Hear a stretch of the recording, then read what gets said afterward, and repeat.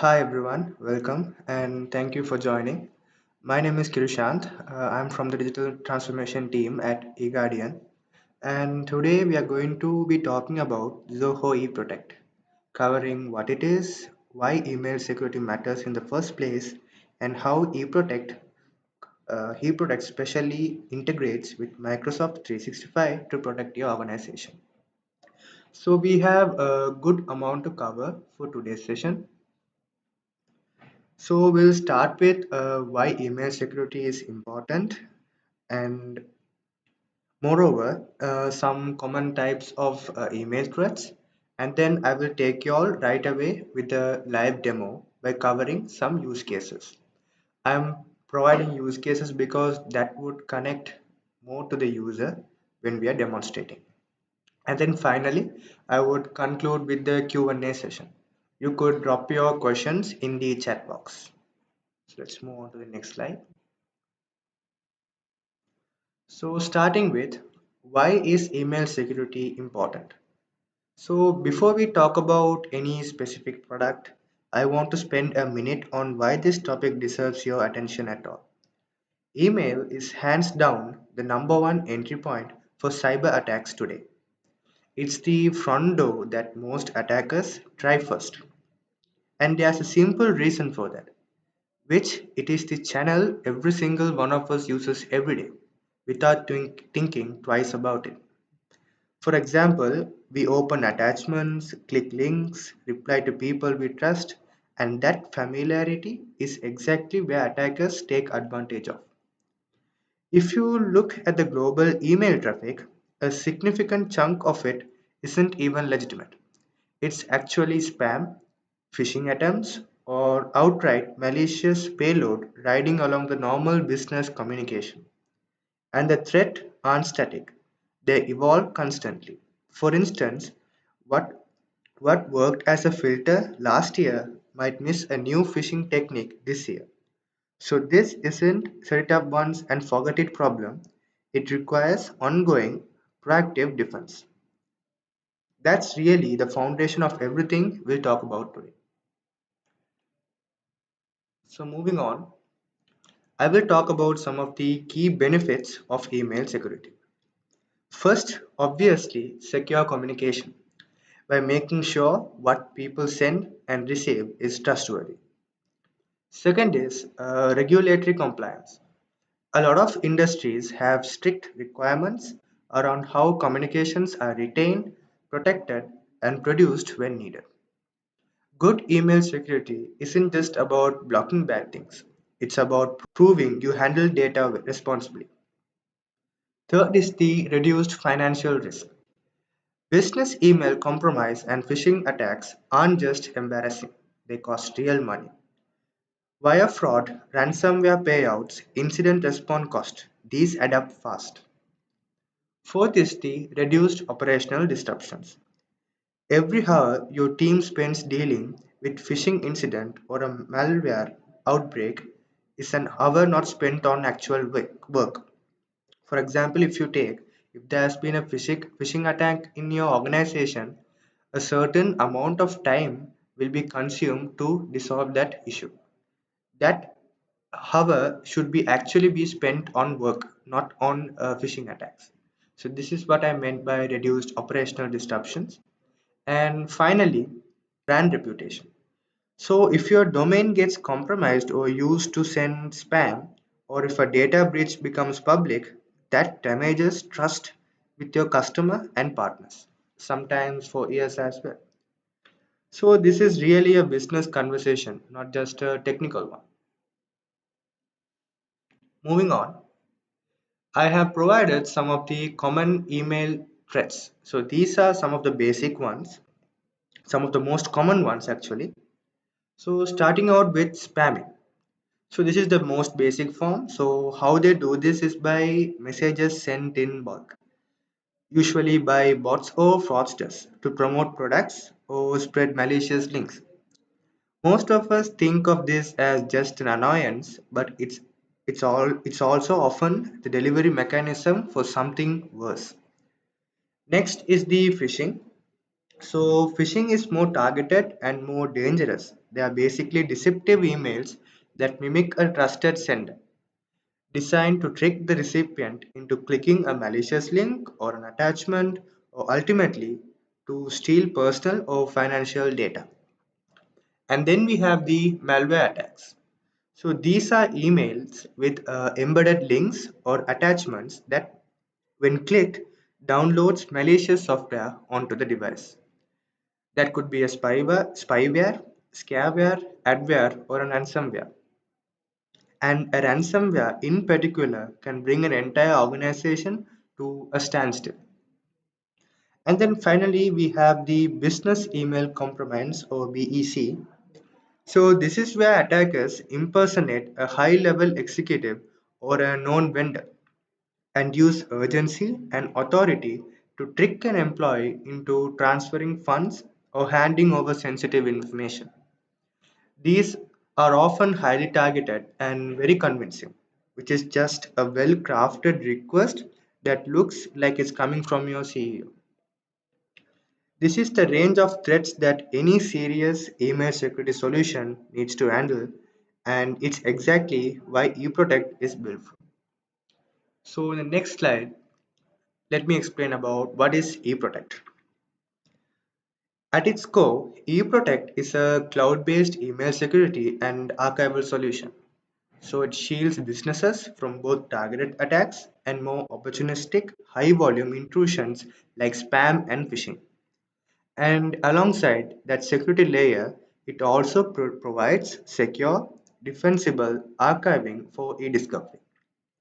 I want to highlight the second part because it's easy to overlook. eProtect isn't just a filter that blocks bad emails, it also acts as a secure record keeper. Every email that passes through can be retained to policy. And if your company has any legal compliance issue, you can export those archival storage for the investigations. So really, think of eProtect as having two pillars. One is security, which keeps the threats out, and archival, which keeping a trustworthy record of what happened. And importantly, it's not locked into one ecosystem. It is connected to multiple. So before I move on to the next slide, I will also show you a quick demonstration on where eProtect 6 sit within the organization email gateway. So this works as the entry point for your emails receiving or outgoing. Moving on to the next slide.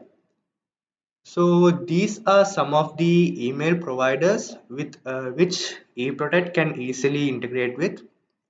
You have multiple, you have Google Workspace, iSwap, and everything.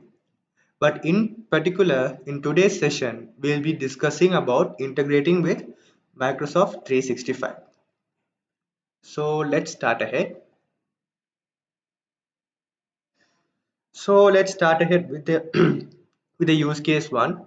So as you can see, uh, we have a company which is a mid-sized company with 250 employees, and they are currently using Microsoft 365 for their organization. So they have some list of problems, as you could see, which is rising email-based security incidents, putting sensitive client data at risk. Legal team struggles with e-discovery during audits, and cyber insurance renewal now requires advanced email threat protection. So I will start ahead by giving you a glimpse about how eProtect interface looks, and then take you right away with setting up Microsoft to your Zoho eProtect. Let me just show you.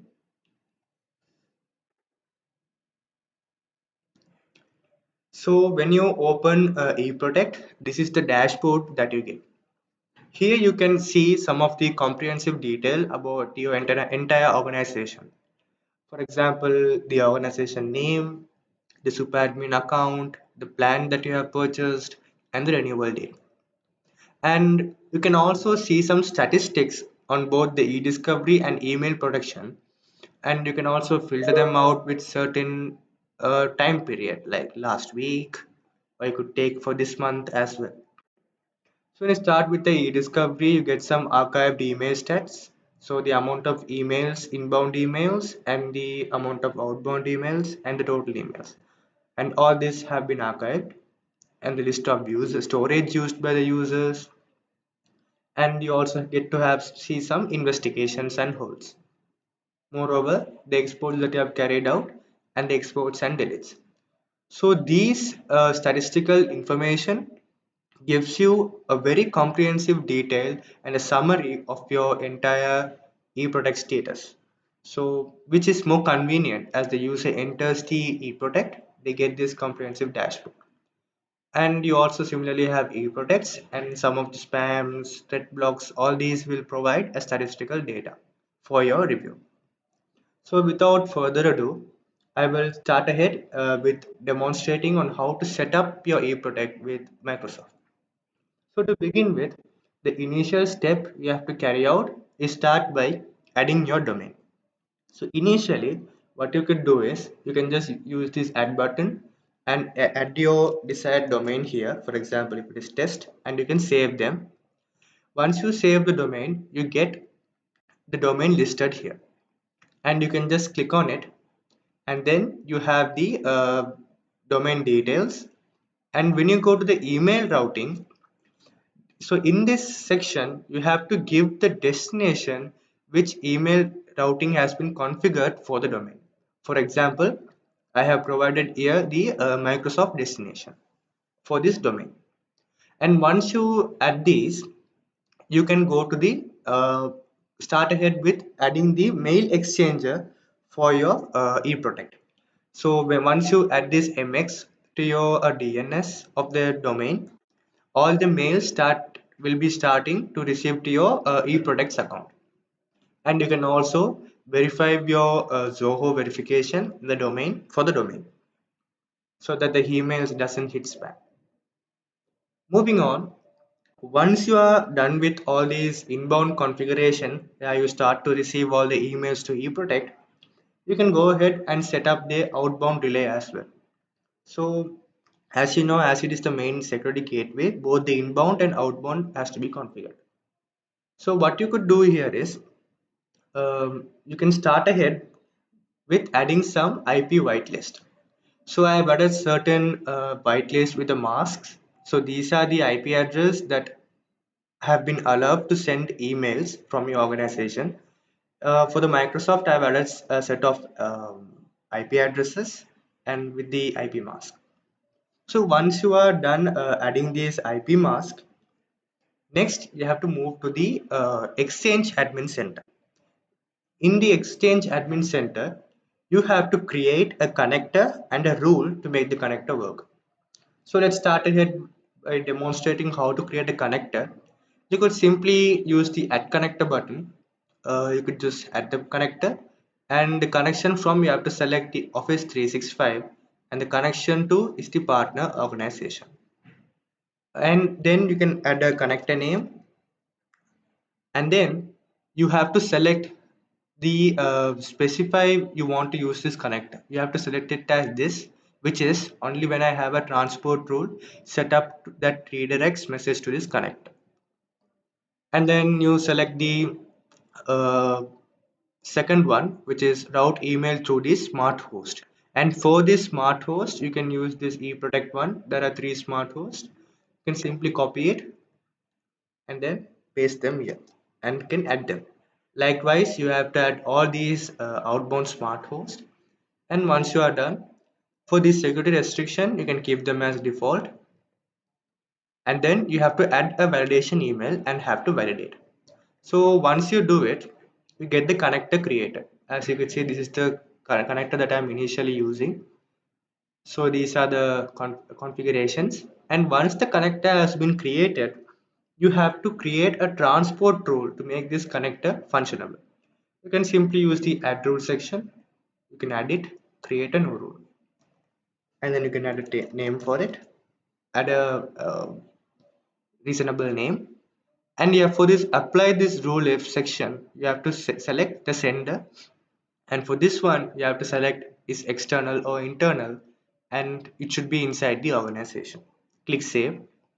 For the do the following section, you can just do the redirect message to the following connector and add the connector that you have created. And once you click save, you can go to the next and keep this as default, next, and then finish it off by creating the connector. And once the connector has been created, you have to enable them. So this is the connector that I have been currently using. So once these connections and all these domain verifications have been done, your outbound and inbound has been set up to eProtect. So once doing that, the next thing you have to start ahead with is importing the users. So for this particular thing, you can directly import from, you can either use the bulk import using this CSV file, or you can also directly import from your Microsoft providers. You can simply click import. You can add a new email provider. Once you add them, you get them listed here. Click proceed, and your hosted domains appear here. Click proceed.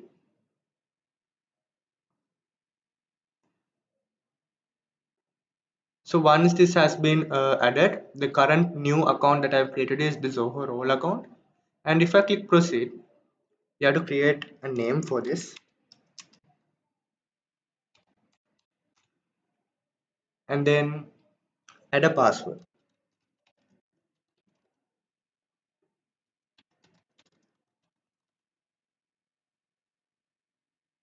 And this one you can enable it if you want, and you can start ahead. And then once you do that, you can refresh to see the status. The user have been imported. You could quickly go to the user tab, and you can enable the email protection and e-discovery as for them as well. Here there's also an interesting feature, which is this feature, assign storage feature, where you could currently it is under pool storage where is for the 300 GB. If you want, you can turn it on and assign a limit for this user. So this particular data will be assigned for this user, and click assign. Moving on, after you import the user, there's another thing you have to do, which is the existing data of the users. So the current data should also be imported to the e-discovery archive. In this user account, the current data won't be imported. So you can directly go to e-discovery, go to data migration, and create a migration.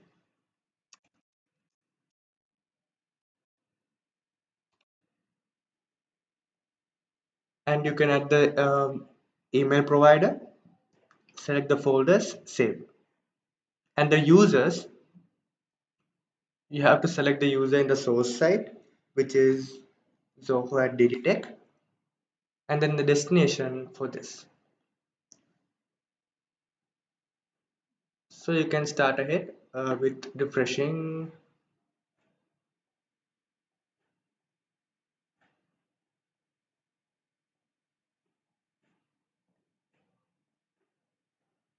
Okay, so once you start the migration will be in progress, and you can ask this user to log into their account and check if their old emails have been received or not to the archival storage. So moving on, let's move on to the next use case. So this is the initial setup, the steps to set up your organization with eProtect. In case if you want to have a comprehensive understanding or the step-by-step guide to do that, you can do refer to this documentation. You can, you can go to the Zoho's official documentation, and here all the details have provided here, comprehensive details actually. So you can just go one by one and follow these guidelines to set up your organization with eProtect under multiple scenarios, for instance. So this is the knowledge base you could use. So let's move on to the next use case.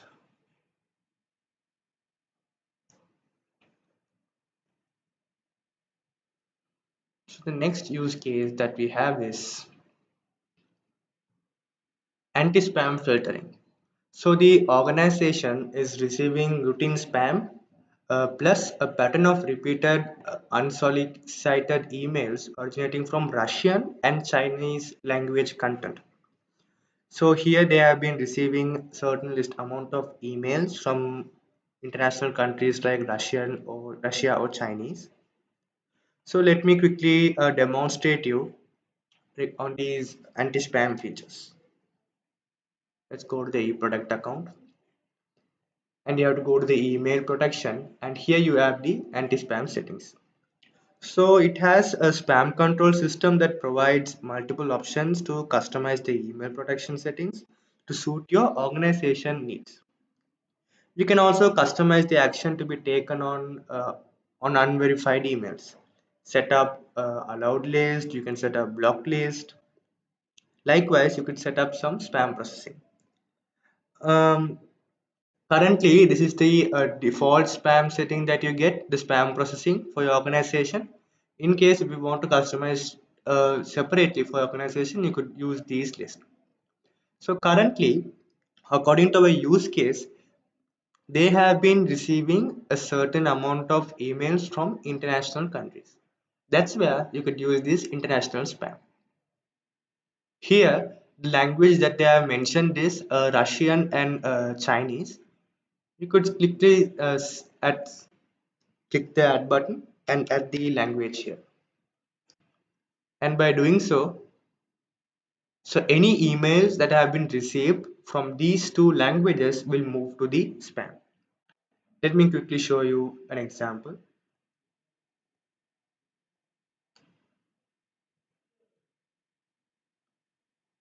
If you go to the My Quarantine tab, you can see certain emails that have been moved to spam.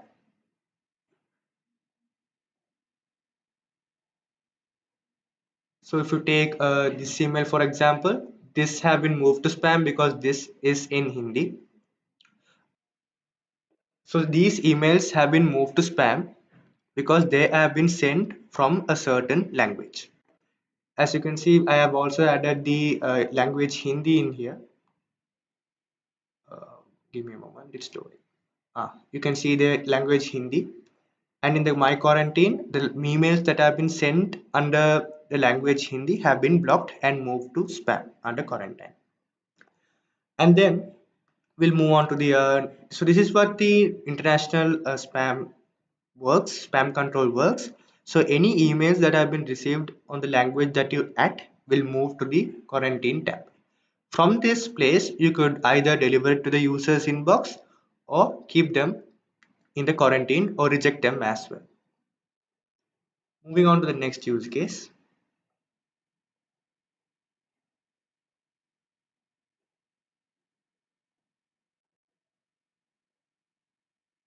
So the next use case is basically an organization has two simultaneous security risks. The first one is external threats, actors sending high volume of phishing emails containing financial lure words. And the second one is internal employees accidentally or maliciously emailing sensitive records via bulk CSV files to external domain addresses.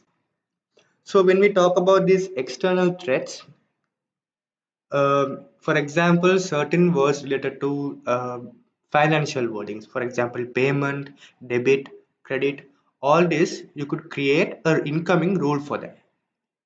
You could quickly go to the email protection, go to the rules, and I've also already created an incoming rule for this, where all these subject under these languages will move to spam. You can simply go create an incoming rule, name them.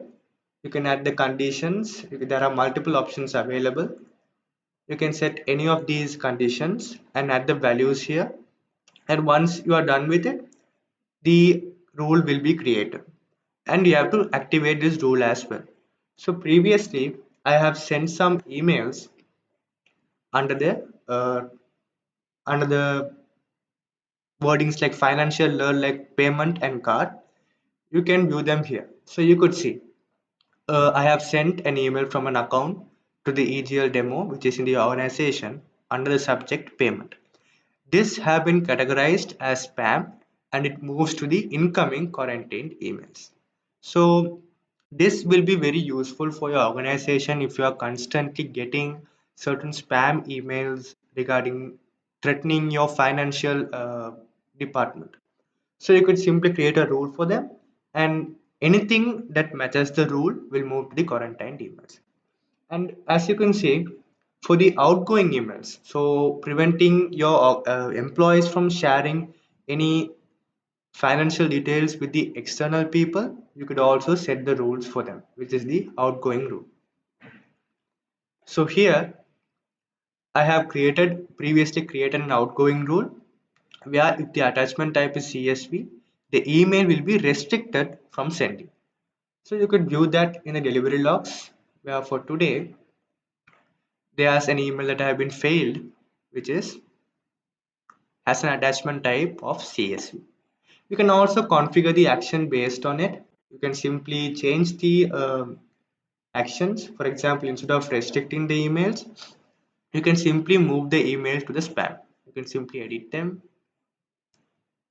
Instead of restrict, you can give it as move to quarantine and update.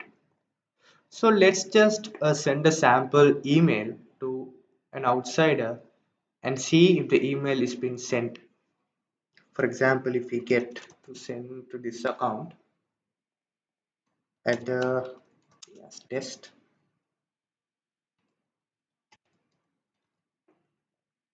and then I will add the attachment, a sample attachment.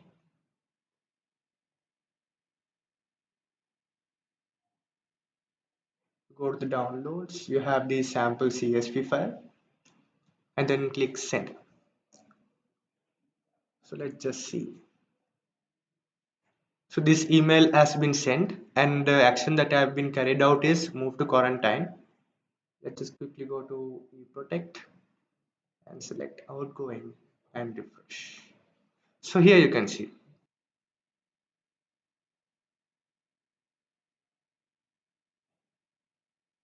So in this you can see at 3:58, which is the current timing, this email has been moved to quarantine because it contains the .csv file which we have been restricted. So simply you can control the incoming flow and outgoing email flow through this email protection. So this authenticates your entire organization compliance and details. And if, in case if you want to deliver this also, you could simply click the deliver button and the email will be delivered to the receiver's side. So let's move on to the next use case.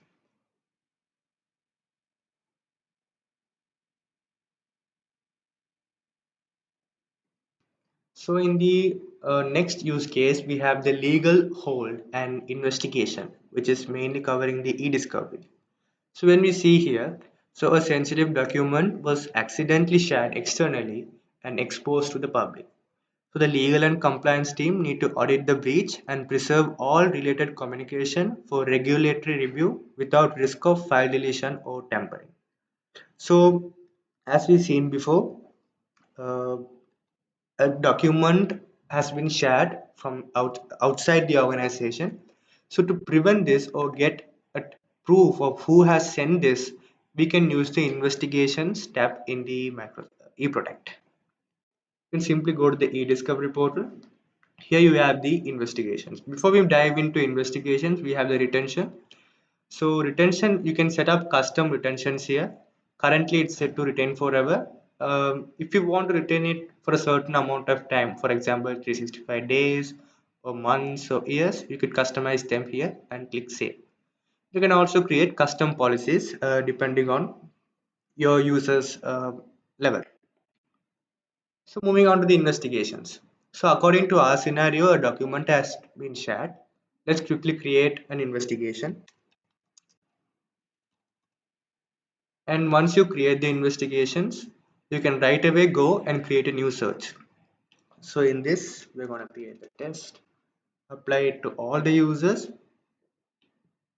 and set a time frame. And then we can search here. So there are multiple search options as you could see. You can search from the subject, content, and everything. For according to our scenario, it has to be attachments. And I'm also adding another thing which is attachment type, and I'm gonna add it to dots. It's gonna be a document. It's a document. So click document, and then you can preview the results here. So there are a lot of emails that have been sent, and you can see a certain email. If you take this here, you can easily identify which user at which time has sent this email containing this document. Once you get this content, you can simply click on it and you can save this search. So this search will be saved, and whenever we want to preview the search instantly, you can quickly preview and find the search. You also get the hold feature. So once this save has been uh, conducted, you could click the save hold button. So this simply holds this search. So what does hold does is, if you take 1 year retention, even if the retention period is passed, you can simply access this hold. And you also have the export step where you can export these emails for further. You can export this email for further investigations. You can select the file type and then click the name and click OK. And this will be exported. You can quickly switch to export tab and you can see the exports. Likewise, you also have the audit logs. So here you can see all the actions that you have been conducted in the investigation step. So this is how you carry out investigations in your organization if there's been any compliance issue or any legal activities that you have to be carrying out under your organization. So this is what the investigation step provides. In case once you are done with the investigations, you can simply select this and close the investigation. As the export is running, we can currently close it. Once it is done, you can close the investigation. You can also view the holds from here. The organization wide holds and the user wise hold all can be viewed under this hold section. So let's move on to the next use case.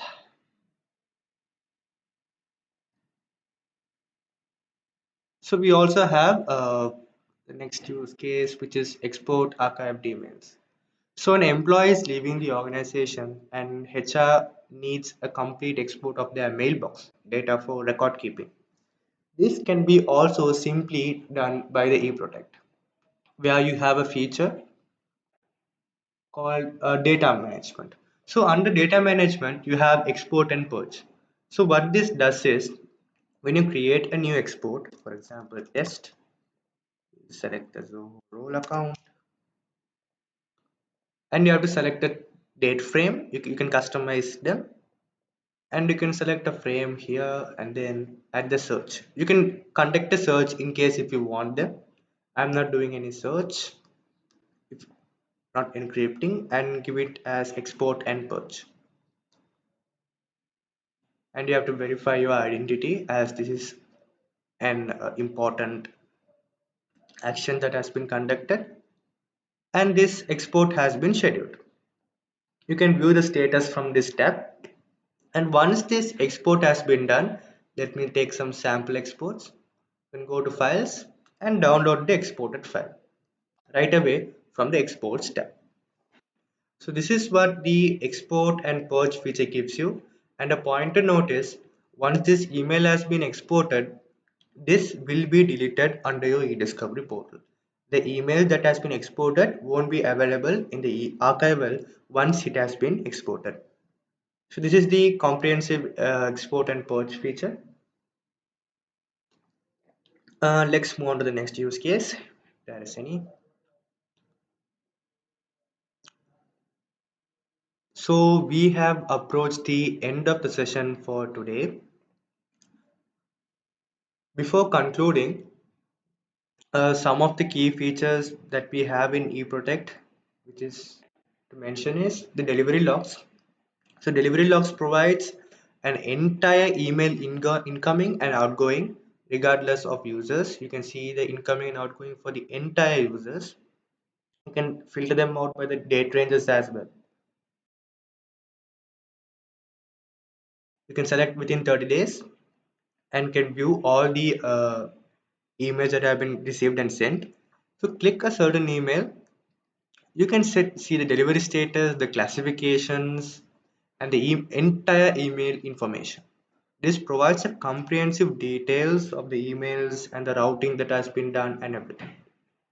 This is what delivery logs brings to you. And you also have the my archival, where you can view all the emails that have been archived under your email. So these are some of the key features that have been provided in the eProtect. And you also have the audit logs, where you can track all the activities conducted by admins in the eProtect portal. So this is what I have to present for the today's webinar. In case if you have any questions, you can post it in the chat.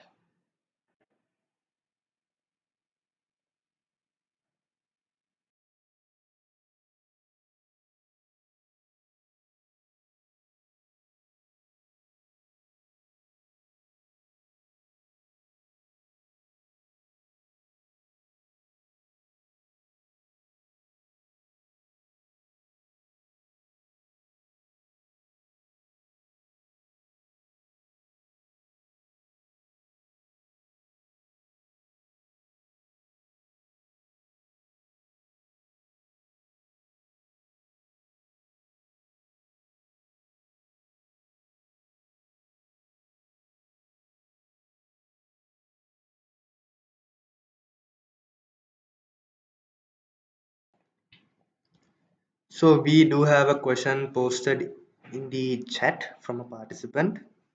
So the question is basically, we are currently using Microsoft built-in Defender protection. Why would we need eProduct on top of that? Isn't that redundant? So that's actually a great question, and more it's like a more frequent question that we get as well. So Microsoft built-in protection is a solid baseline. It catches a lot of obvious stuff, but it's designed as a general purpose filter, not something that you can customize according to your organization.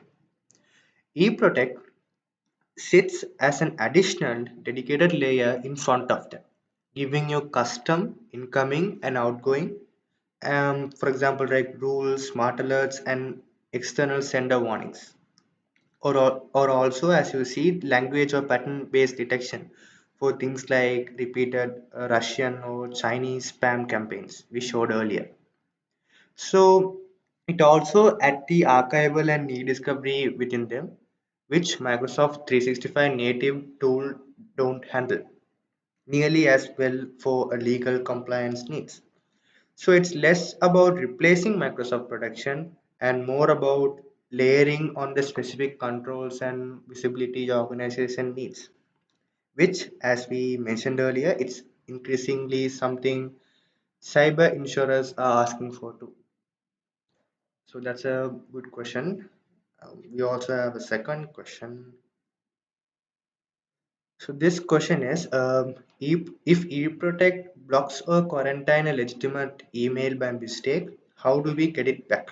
And how long does that usually take? So it's again a good question. So false positives are a concern with any filtering system.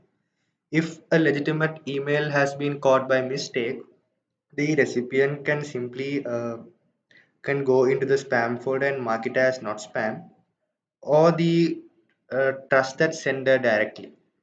So that releases the email immediately and also teaches the filter to treat future emails from the sender differently. For anything caught by a stricter incoming rule, like our finance keyword, for example, an admin can review it from their quarantine tab and can manually deliver it to the users tab just through a couple of clicks. So there's no long waits. It's designed to be a fast self-serve recovery in most cases. So with admin oversight available for stricter rules, you can simply no need to worry about false catch. So hopefully there are no any other questions. So this is the content for the today's webinar, and this webinar will be available under the YouTube channel of eGuardian. In case if you want to refer through any material in this webinar, you can refer in the YouTube channel. And moreover, you can also refer to some of the Zoho's official documentation when setting up it to your organization. So that is it for today. Thank you all for joining and have a great day.